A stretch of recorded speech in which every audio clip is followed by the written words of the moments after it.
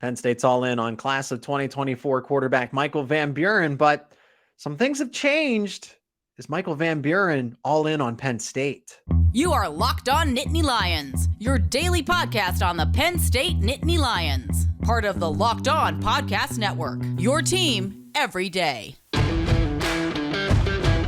Welcome into another Locked On Nittany Lions. Thanks so much for making us your first listen and watch every single day. We are free and available wherever you get your podcasts. My name is Zach Seyko, your host, and I am joined by one of the people that is most connected when it comes to recruiting.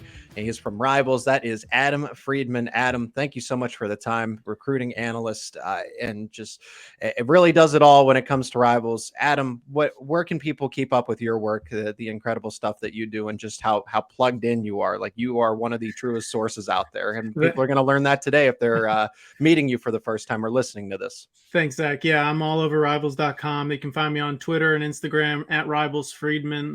You can follow along there. I'm always tweeting out stuff, tweeting out offers, tweeting out visits, stuff from the road. I was just in Charlotte at the Battle 7-on-7 tournament and the Under Armour ESPN camp that they had in Rock Hill.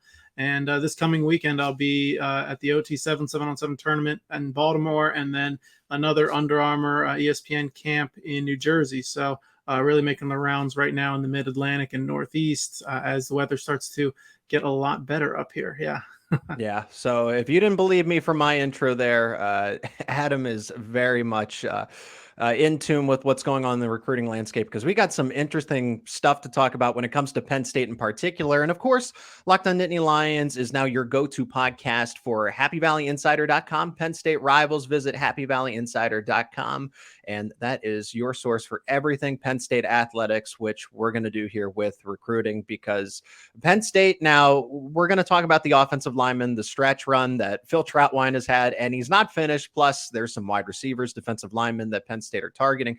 That's going to be later on in this episode. But Adam, I think it's important to lead off with someone that Penn State is targeting very heavily, and just some kid that ESPN, for example, very high on. Of course, Rivals is as well, and that is quarterback Michael Van Buren. I mean, this is someone that is a blue chip prospect. Commitment date set for July, but it sounds like there's just some new information that's coming to light as far as his recruiting goes. Yeah. I mean, I was pretty high on Penn State's chances to land Van Buren just a week ago or so when he released his top three, and now it looks like he's headed to Oregon for their spring game this weekend. And depending on how things go, I could be flipping my future cast, which currently is on Penn State, could be flipping that to Oregon, depending on how this visit goes. We'll see how that turns out, though. That commitment date, like you said, still set for early July. I believe it was the 8th. We'll see if that gets moved up. After this visit, the Ducks have been all over Van Buren for months. His relationship with Dan Lanning and that entire coaching staff is pretty strong, and he likes the idea of playing in an offense like that that's pretty wide open and really has a chance to sling the ball around a lot. Of course, he does a lot of that at St. Francis Academy in Baltimore. He's had a lot of playmakers there, and they've really relied on him over the last year and a half, 2 years or so to move the ball down the field. They've, of course, had some really good running backs and some great offensive linemen, but that defense and his ability to move the ball through the air and with his legs has really carried that offense for sure. That's a very interesting update, honestly, and something that's new information to me as well, with you sharing that. And I know I've followed, he passed up actually Penn State's spring game to go out to Oregon as well for another visit, missing the blue and white game. And I was told, I've talked to Dylan, who's, doing a lot of recruiting analyst work for Penn State Rivals, but also other Rivals channels as well. And he said, at least at that point in time, a week ago, 2 weeks ago, he said, I'm really not all that concerned about it, but you're saying that it's a little concerning at this point for at Penn this State. point. Yeah, I would absolutely be, if I'm a Penn State fan, I would absolutely be concerned about the momentum that's trending away from Penn State and trending towards Oregon right now. We'll see if Oregon can really slam the door this weekend, but we'll have to revisit that after the trip. And Penn State is still looking for that quarterback commit in the class of 2024. Of course, they had Jackson Smolik in 2023, and of course, it's just the cycle, right? Because Drew Aller's not even in his first year of starting yet, and Bo Pribula's still a quality backup who eventually is expected to take over the reins. But you always just kind of have to plan for that scenario. And Michael Van Buren, just when you watch his tape and you just know what kind of person and player that he is, what stands out to you the most about Van Buren and why he would fit in so well with Penn State's system? Yeah, he's kind of one of those guys who's just a kind of a winner. You go back to Trace McSorley and then Sean Clifford. Those guys didn't blow you away with any measurables. They weren't the fastest. They didn't have the biggest arms. They weren't the most accurate. They just won. They found a way to get it done. And Van Buren has that kind of it factor there. He's very cool under pressure. He does a good job finding receivers in the open field who can make plays after the catch. He's just one of those guys who teams believe in, who players believe in, and it's going to be a huge asset for him at the next level. Really excited about his potential in any system that he ends up in, for real. Yeah, and you obviously brought up the measurables listed at 5'11" across the board there.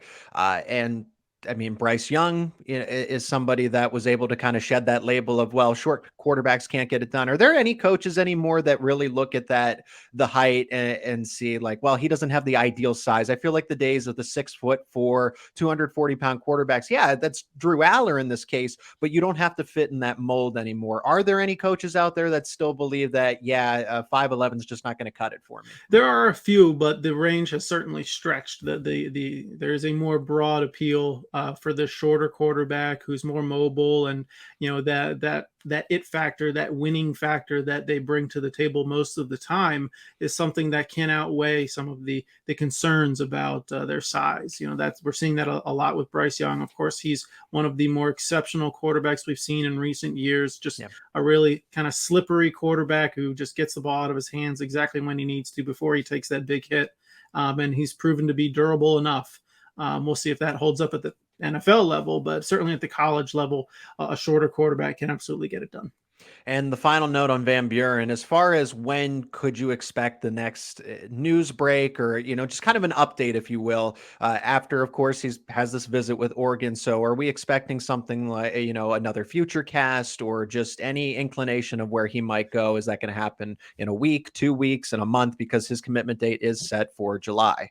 Yeah, we'll definitely be catching up with him after the weekend here. I spoke to him briefly earlier this week, and we're on the same page about making sure that everybody is in the know about the details of this Oregon visit. All the eyes are on him right now. He's one of the highest rated uncommitted quarterbacks in the nation, and everybody's keeping an eye on what he's doing up at Oregon, what his impressions are of that environment. Of course, there's going to be a lot of big time players there, and we're definitely going to get his opinion of the event after the weekend, and depending on that reaction, you could see a change in the future cast. What do you think Penn State needs to do something different, or what they can do to make that final pitch to him if it's really coming down to this stretch for him as a recruit?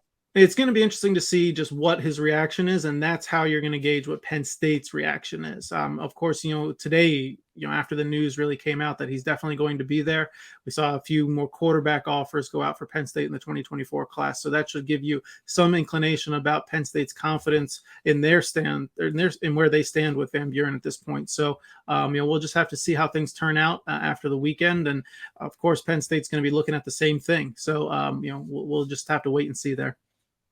It is Locked On Nittany Lions, and it's great to bring on someone the caliber of Adam Friedman, again, who's Rivals.com, a national recruiting analyst. Before we move forward, as far as discussing the class of 2024, especially with Penn State and what they've been able to do as far as the big boys up front, they just continue to build this offensive line. But there's some other intriguing prospects that they do have the attention of. Before we get to that, let's hear from one of our sponsors of today's episode, and that is Built. Are you looking for a delicious snack, but you don't want all of the sugar and calories? Then you need the best tasting protein bar ever, and that is Built. You've got to try this. If you're like me and you want to make healthier snack choices, but you don't want to compromise on the taste, then I've got just the thing for you. Built Bars and Built Puffs. Built Bars are healthy and they taste amazing. Seriously, they taste so amazing. You will not think they're good for you. You got to try this. What makes Built Bars so good? Well, for starters, they're covered in 100% real dark chocolate. That is right, real chocolate. And they come in unbelievably tasty flavors: churro, peanut butter brownie, cookies and cream. I'm just not sure how Built does it, because these bars taste like a candy bar while maintaining amazing macros. And what's even better is they are healthy. I want to hit that home. Only 130 calories, 4 grams of sugar with a whopping 17 grams of protein. And now you don't need to wait around to get a box for years. We've been talking about. Order your Built bars at Built.com, but now you can get them at your local Walmart or Sam's Club, and you can still get your specialty favorite flavors at Built.com. So head over to your Walmart today, nearest one, walk to the pharmacy section, grab yourself a box of Built bars. You can pick up a 4-bar box of cookies and cream, double chocolate or coconut puff. And if you're close to a Sam's Club, run in, grab a 13-bar box with hit flavors like brownie batter and churro puff. You can thank me later. Thanks so much again for making Locked On Nittany Lions your first listen and watch every single day. Free and available wherever you get your podcasts. I'm Zach Seyko, Adam Friedman on the other side. And again, you want to check out Happy Valley Insider for all the latest when it comes to Penn State recruiting, basically everything Penn State athletics, of course, primarily football and basketball, men's basketball, but just with it's getting hot on the recruiting trail right now. And Penn State, yes, quarterback is extremely important, but the stretch run that Penn State has had with offensive linemen, Adam, has been nothing short of impeccable, because as someone who does the show, graduating from Penn State and just seeing all the teams that, again, hit with the sanctions. So the offensive line was essentially an afterthought with what you were working with. And now it seems to be the best position group, at least trending that way, if not this year, but for the next 2, 3, 4 years, the way that Phil Trautwein and James Franklin have teamed up together. Yeah, they're doing a really good job right now. Obviously, last year's class was pretty impressive. This year, they're off to a really great start. They've got, 4.5 offensive linemen already committed today. Yep. Eagan Boyer announced his commitment a couple of days ago. Garrett Sexton a few days before that. Donovan Harbor. And obviously right after the spring game, or during the spring game, I guess it was Caleb Brewer, who could play offensive line, tight end, or defensive line. It's really something that they're going to figure out once he gets on campus. This is a great group. And when you couple all of those guys with Cooper Cousins, a really impressive offensive lineman who's been committed since January of last year, this group has a chance to be pretty impressive. I really like the potential that Eagan Boyer brings to Penn State. 6'8", but a really lean, 260 pounds. He's coming off a little bit of an injury that it's not going to be a big deal. He'll be ready to go later on this spring and early summer. But Penn State's shown that they've been able to physically develop players like him, really pack on them the good weight. And Phil Trautwein loves these big athletic guys that he can mold once they get on campus. The same can kind of be said of Garrett Sexton, 6'7", 250. Donovan Harbor, going to be probably more of an interior guy at 6'5", 305, and Caleb Brewer, kind of a utility guy if he does even stick on the offensive side of the ball. And Cooper Cousins, really a pure tackle, more than likely a right tackle type of body once he gets there. These guys are really impressive overall, and it's going to be great to see how they develop once they get on campus. I'm pretty high on this group. It'd be interesting to see how their rankings pan out as this process continues. We're excited to learn more about Boyer and Sexton, currently mid to high 3 stars, both of them. And right now, Harbor, a 4-star. Cooper Cousins, obviously a 4-star, one of the higher rated offensive linemen in the nation. And, don't forget about Kevin Hayward, too. Rivals 250 offensive tackle, in-state guy, a lot of connections to Penn State, somebody who pretty close to, if we haven't already predicted him to end up at Penn State. There's a lot of guys, a lot of teams, I should say, that are still high on him and trying to get his attention. Michigan, Notre Dame, those types of teams are still kind of in the mix there. I would expect that he ends up at Penn State at some point, but that's something we're keeping an eye on right now. Yeah, and Penn State's been able to do this. The attention, at least for the past class, was strictly in the Mid-Atlantic, Northeast. Of course, you had Javen Williams, the best in PA, stay in PA. So that's a good commit to get. But then you go down to the Maryland, DC, Virginia area, the DMV, and then you pick up Alex Birchmeyer, Chimney Ono. And what's different about this group for 2024 is the fact that they're kind of more or less all over the place. There's a coordinated attack in Wisconsin, getting guys out of the Midwest, and then you just get Boyer out of North Carolina. So it's that Phil Trautwein is having more success out of where they typically target these types of players. Yeah, it's really important that Penn State's able to recruit nationally like that, because the Mid-Atlantic and Northeast, it's kind of cyclical when it comes to these big time prospects on the line. A lot of times there's really good defensive linemen, but offensive linemen, it's a little bit more cyclical. And they've done a good job closing on the top rated guys when they are local or regional, but when it's a little thinner at the top, they need to be able to go national, and they're doing that right now. Wisconsin, North Carolina, like you mentioned, the two guys from Wisconsin, then again in North Carolina, they've obviously done great in Pennsylvania still, and they need to be able to do that to compete with the Ohio States, the Michigans, and those teams in the SEC that they're going to be matched up with more and more once this college football playoff expands. Yeah, and that's a important part of what Penn State's trying to do now, because when they were that 7-6 team back in 2021 and they fell well short of expectations, they couldn't close games out. Part of that had to do with the running backs, but the offensive line also wasn't the caliber that it needed to be. And now you have that with Singleton, Allen, and then you're going to have probably the best offensive line easily. And that bar just keeps moving up. I think we'll have the same thing to be said next year. Is that the offensive line? Same thing. It's the best in Franklin's tenure. It's the best in the past decade. So Penn State has that identity now, similar to Michigan, where they feel very comfortable closing games out. And that's particularly what they've done up front. And of course, with Jaywan Sider and the running backs, but sticking with offensive line. And again, that prospect, Kevin Hayward, what do you like about him, and why Penn State again needs to continue to add linemen when they have quote unquote 4.5? Yeah, Hayward's really looks like he could be a prototypical left tackle. He's a really athletic guy. He understands the technique. He understands what he needs to be able to do there. He needs some physical development. So once he gets on campus, there's going to be a year or two before he really is able to see some significant time once he gets there. But I'm really like the tools that he brings, and I'm excited to see how Trautwein, how the strength and conditioning staff are able to mold him if and when he does pick Penn State. And I do want to remind people that Penn State currently has 12 total commits, according to Rivals.com, and they are ranked 6th in the nation. Michigan and Ohio State are 1 and 2. The Big Ten, there's no mercy in the Big Ten, right? And then Georgia, LSU, Notre Dame, 3, 4, 5 before Penn State at 6, which is already just an impressive run to start 2024. And Penn State's usually in the mid to the top. They usually start fast when it comes to next year's recruiting cycle. And the same can be said here. Now, there's a bunch of other positions. It's not just quarterback. It's not just offensive line that have seen a lot of priority here, but Penn State's got wide receivers they're targeting. Marcus Haggins wants to make his best first impression, some defensive linemen, and just the way that Penn State's dealing with the injuries in the interior, and defensive end is going to be a stronger position for them this season. It just makes sense for Penn State fans. Like this needs to be a priority. So let's flip it over on the line of scrimmage and go to defensive line. There's Benedict Ume, Malachi Williams, Xavier Gilliam, and David Pale. Starting with Ume, a defensive end. What kind of read does he have towards Penn State, and what kind of prospect is he?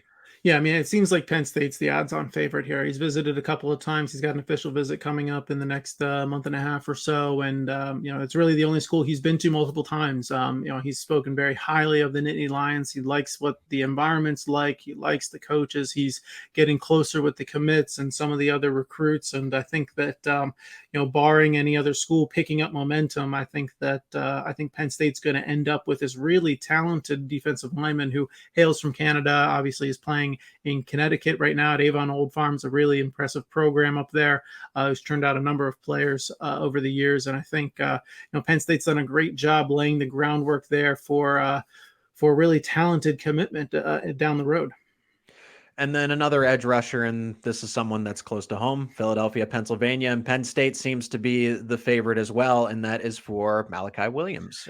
Super versatile edge defender, defensive end, outside linebacker, somebody who can get to the quarterback but also drop into coverage if necessary. He has really great athleticism. 6'4", 210. 210 might be a little heavy for him right now. I expect him to add significant weight once he gets to the next level, but his explosiveness off the edge is incredibly impressive.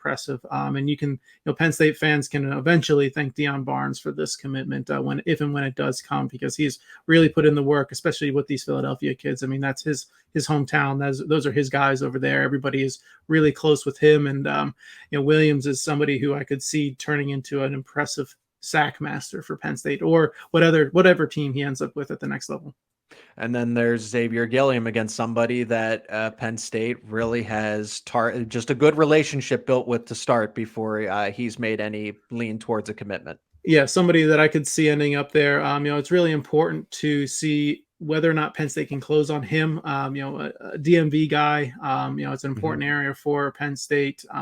Gilliam's close with a number of the big time players in the area, and I expect them to continue to push for him, regardless of what other players do. He's an important guy, 6'3", 250 or so. I would imagine that's a little heavy for him right now. I think he's going to trim up before the season, but somebody who can really stick his hand on the ground and get after the quarterback. He's really good against the run. I'm excited to see what he's able to do, holding the line there and playing the run. And it'll be great to see him this spring, to see that development and whether or not he's able to handle some of the bigger and more talented offensive linemen that he'll come across once he gets to the next level. And then there's David Pale, and the players we just previously mentioned seem to have more of a lean towards Penn State, but then there's kind of a divide here. It seems like Penn State definitely has his attention, but so does Michigan. So what is the read at this point? And what kind of process, what makes him different as a prospect?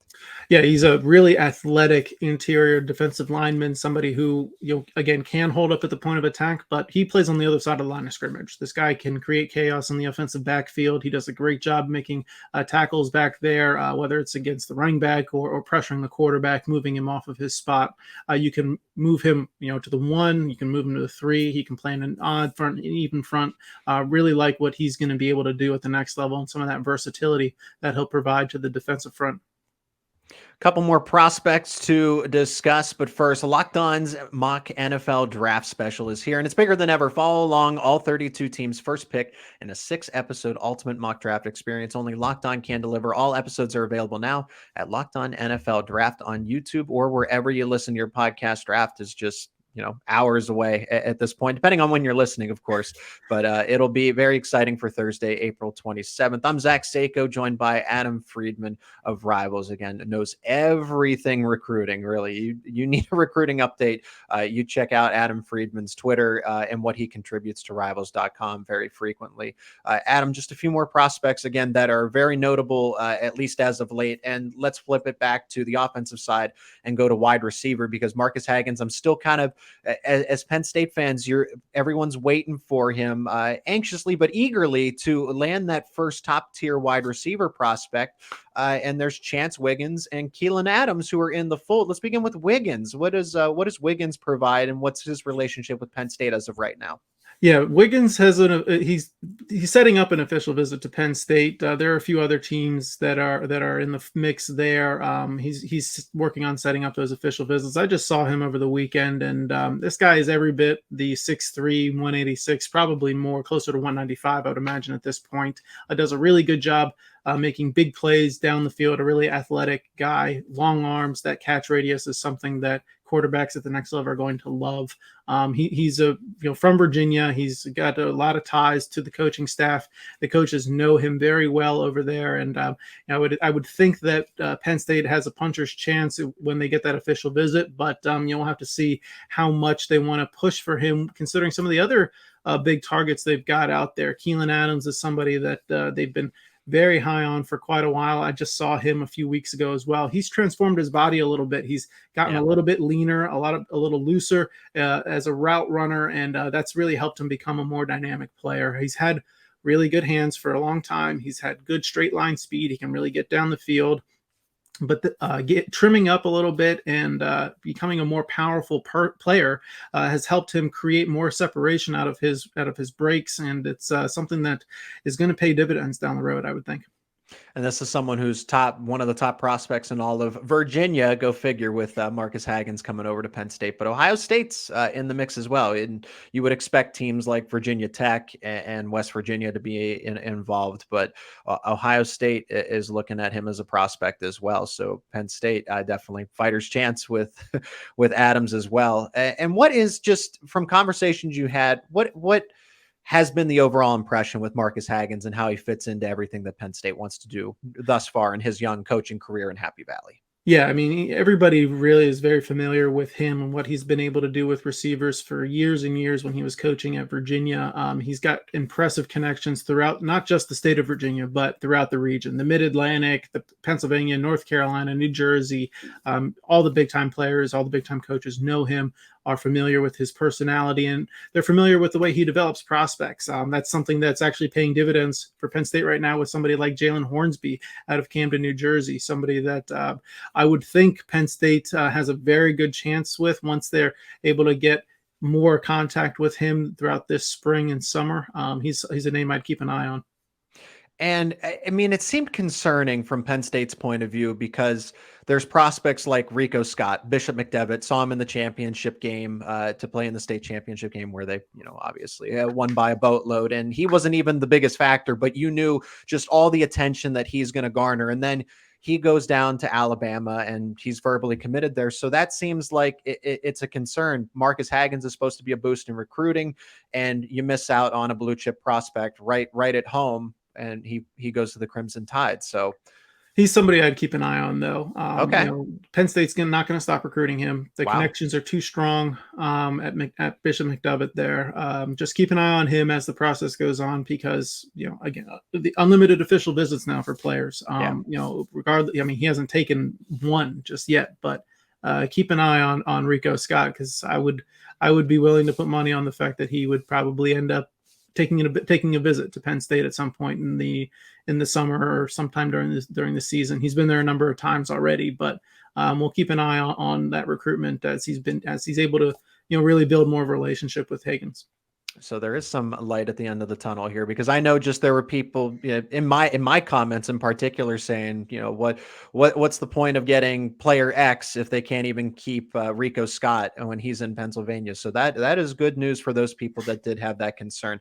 Last but not least, this is the prospect we'll finish with, Adam, and that is Christopher Jones, a linebacker, and Manny Diaz has done very well turning Abdul Carter into already a perennial superstar, and Tony Rojas has the makings of it as well. Tamir Robinson, already an early enrollee on campus, and he's come a long way, somebody who's battled injuries. So Christopher Jones, what is the latest on him and his recruiting towards Penn State? He's taken a lot of visits. Penn State, though, will be a strong contender, possibly the favorite when the time comes for his commitment. He is, his cousin, I believe, is Kenny Sanders. So I think that, I think Penn State's going to be in good position down the road there. I've heard a little bit of smoke about Florida. We'll see if that really is something down the road, but I don't think a decision is imminent. I expect him to take a number of official visits to really understand how big of a priority he is for a lot of these other schools. Notre Dame, Ohio State, Michigan, also in the mix, but Virginia Tech going to get his attention as well. But I would expect Penn State to be the favorite when the time comes for his commitment. Locked On Nittany Lions is now your go-to podcast for Happy Valley Insider, Penn State rivals. Visit happyvalleyinsider.com for everything when it comes to Penn State football, recruiting, Penn State men's basketball, and all things Nittany Lion athletics. I'm Zach Seyko. He's Adam Friedman. Again, Adam doing such obviously incredible work. Rivals.com's national recruiting analyst. Adam, where can people keep up with your work? This was fun. I enjoyed this and can't wait for another conversation with you down the road. Yeah, this was great. I enjoyed talking about these big time prospects in the Mid-Atlantic, Northeast, all over the East Coast. These are the ones I'm most familiar with and have been tracking them for years now. So it's great to be able to talk about them and their development. You can catch all my work, like you said, on Rivals.com. You can also get me at Rivals Friedman on Twitter and Instagram. Looking forward to catching up with all of you guys there.